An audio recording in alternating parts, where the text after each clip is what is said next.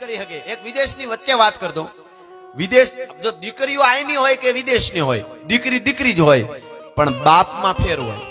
એની એક વાત વચ્ચે યાદ આવી એટલે કીધું. વિદેશમાં એક બનેલી એક દેશમાં ઘટના છે. એ ઘટના એવી છે, એનું નામ ને બધું છે, પણ મને અત્યારે યાદ નથી ને. એનું ટેચ્યુ બાપ દીકરીનું હજી છે. થોડા વર્ષો પહેલાની વાત છે બનેલી. એક માણસને મૃત્યુ દંડ થયો, કઈક ગુનો કર્યો હશે, મારી નાખવા મૃત્યુ દંડ આપ્યો એમને સરકારે. એ વખતના રાજા હશે, થોડી જૂની જમાનાની વાત છે. એટલે એને મૃત્યુ દંડ થયો અને એને જેલમાં માણસને પૂરવામાં આવ્યો. અને મારી નાખવાનો એવી રીતે આવ્યો એને કે એને તરવારથી નહીં, ઝેરથી નહીં, ફાંસી દઈ નહીં, પણ ભૂખ્યા તર્યા જેલમાં મારવાનો. જેટલા દી જીવે તરહ પાણી વગરનું કેટલા દી જીવે કે 1 દી 2 દી 5 દી ગમે તે મરી જાય. એને સજા થઈ. એની એક લાડકી દીકરી હારે હતી, એને નાનું બાળક હતું દીકરીને.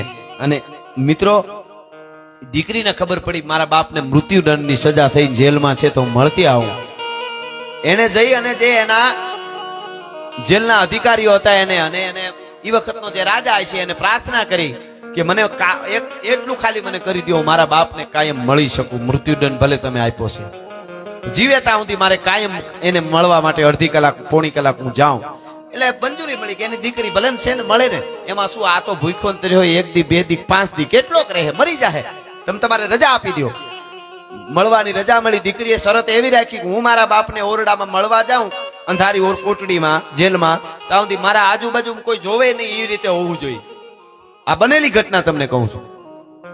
પણ વિદેશની ધરતીના બાપ ને આ દેશની ધરતીના બાપમાં હું ફરક હોય એટલે આ વાત કરું છું.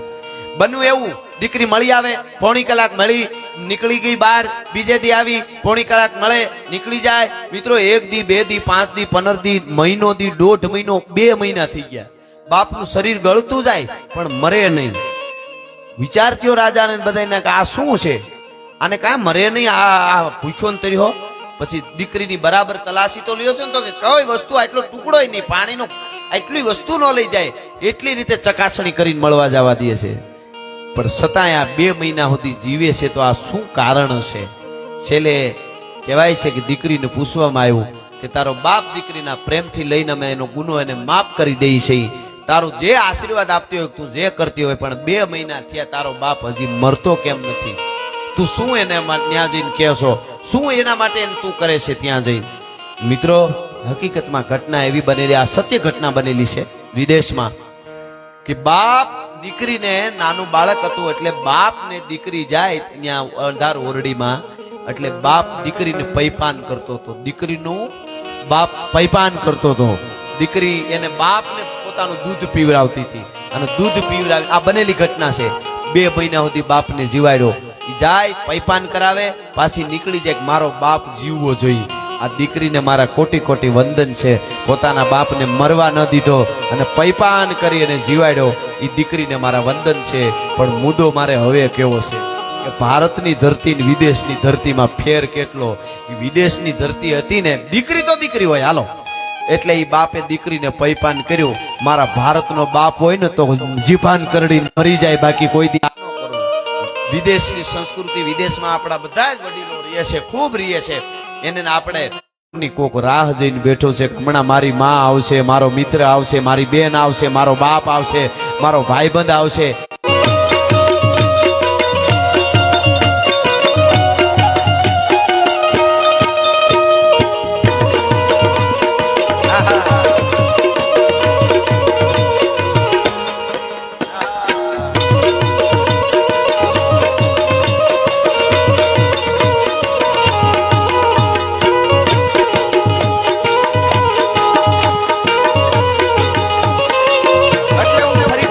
ભાઈબંધ કરવામાં બહુ ધ્યાન રાખવું. ભાઈબંધ વગર જીવાય નહીં.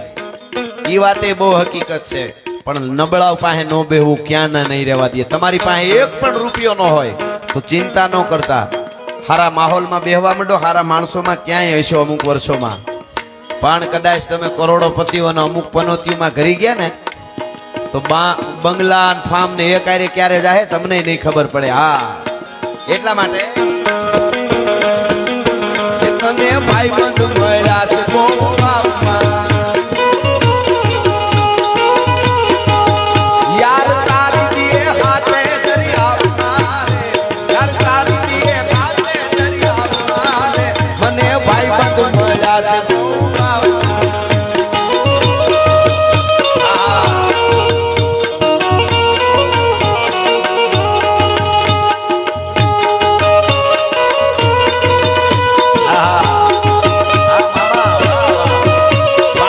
500 વાળી હો, તાળીઓથી વધાવો એકવાર. જય હો.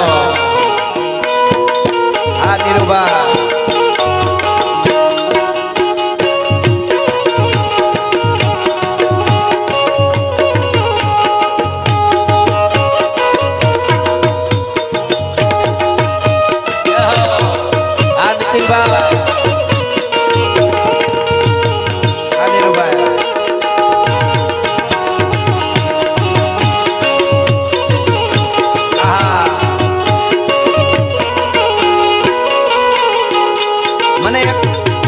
મને વચ્ચે એક બીજું યાદ આવે છે, સરસ મજાનું ગીત.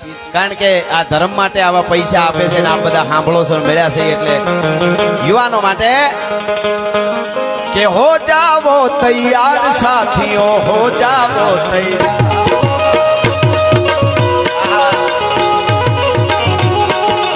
અરે હો જાવો તૈયાર સાથીઓ, હો જાવો તૈયાર. અર્પિત કર દો તન મન, मांग रहा बलिदान वतन. अर्पित कर दो तन मन धन, मांग रहा बलिदान वतन. अगर देश के काम आवे तो जीवन बेकार साथियों हो जाओ तैयार.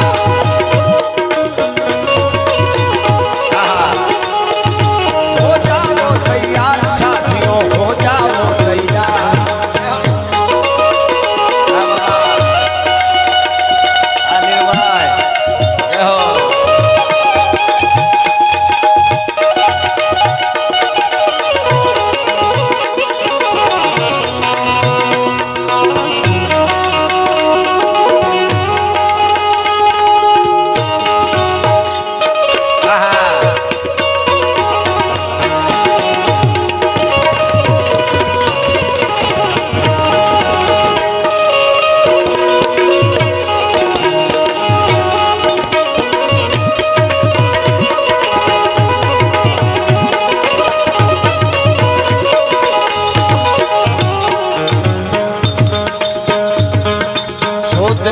अब समय गया,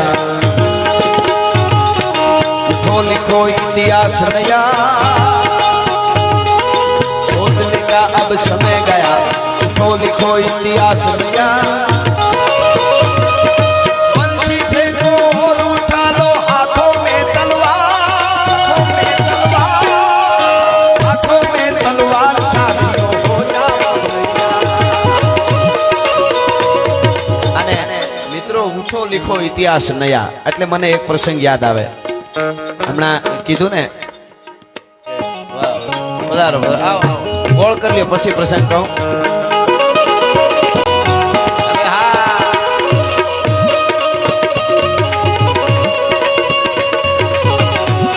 હવે હા દાદા,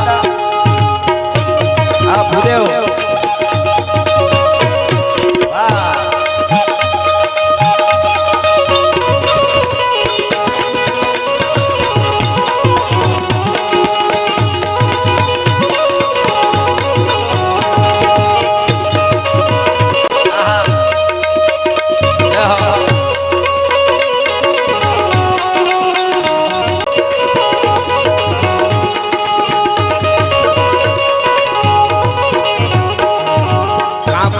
धरती अंबर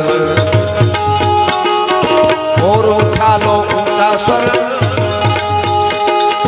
कांप उठे धरती अंबर और उठा लो ऊंचा स्वर.